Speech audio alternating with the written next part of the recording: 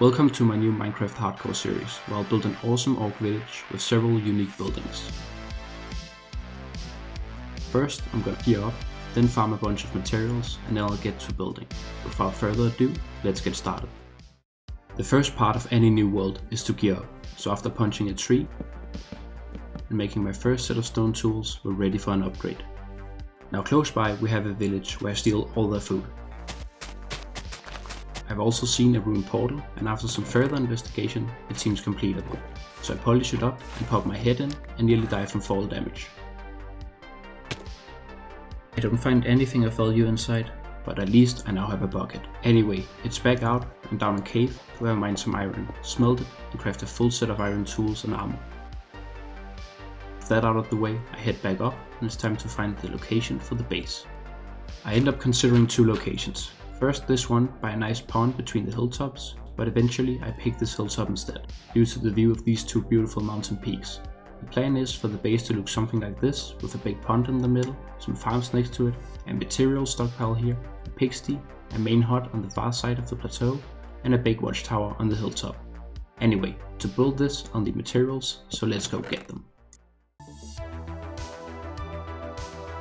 Now for the gathering of the materials, I split it into 5 parts. The first is to take a trip to the jungle, where I start by picking up some bamboo and a panda waddles over to pick up the remains. In the jungle I find an azalea tree, which means a lush cave is underneath, so I dig down and fall in.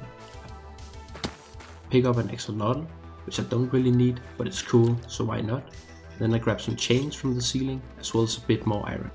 Now while I'm here, I mine some deep slate as well as some string, before running into a minecart with a name tag in it, which will come in handy at a later stage. The final thing I do in the caves is pick up some moss, and then I'm all set for heading back up to the surface.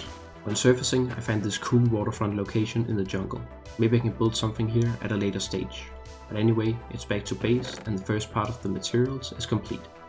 For the second part, I'll have to go into the nether.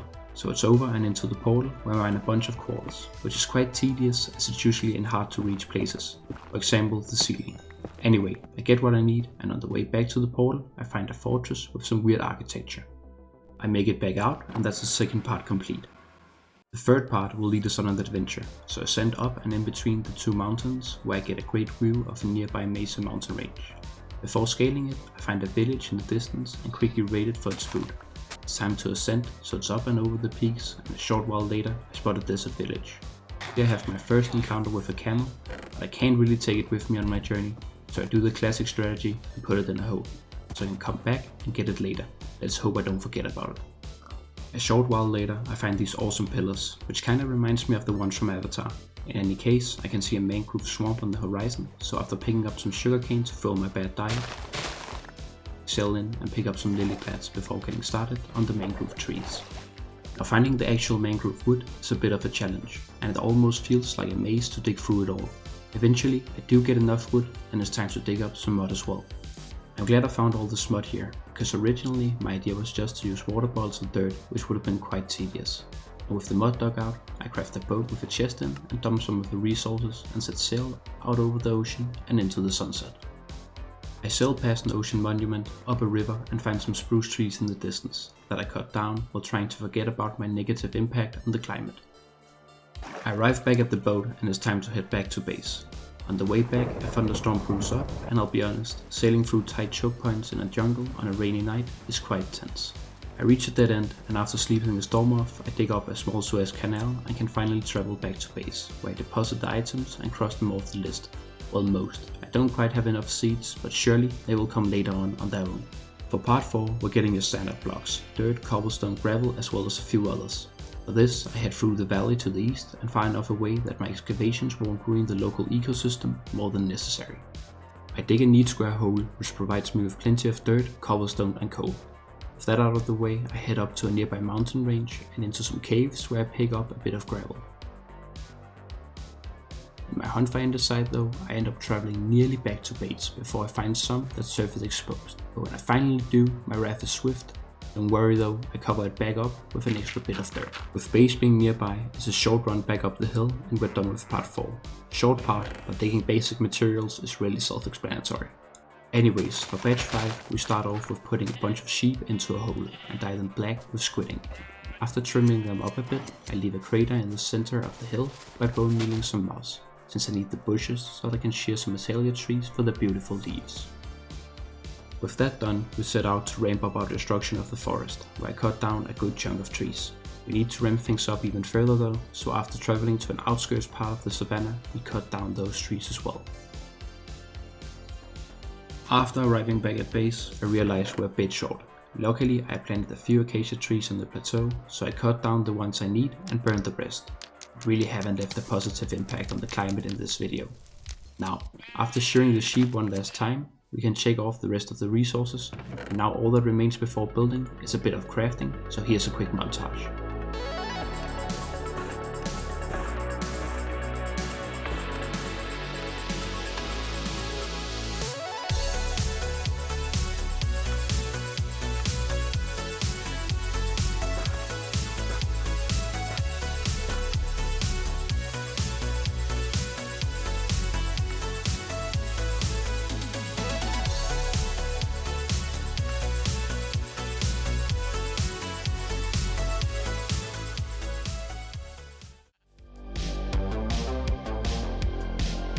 I start off the building with some general infrastructure, where I'm trying to go for the look of a pathway that's come about from natural wear and tear.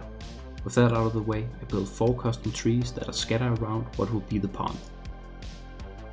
Speaking of the pond, I build it in the middle between the path and funnel 2 small streams into it. After that, I start building a waterfall that flows from the pond and down into a smaller pool.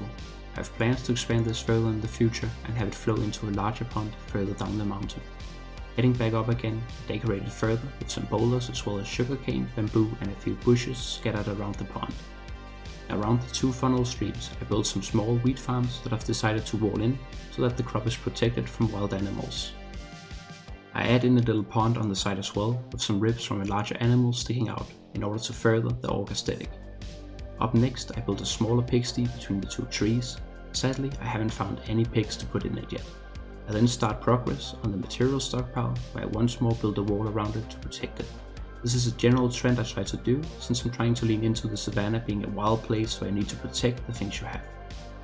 After the stockpile, it's time for the watchtower, which is heavily inspired by the towers from World of Warcraft. Here I adorn the tower with banners and fire pits burning on the upper layers of the tower. Now for the final part, I built the main hut, fully fitted with fire pit on the inside, as well as 4 large tusks on the roof. With a final overview of the village, I thank you guys for watching.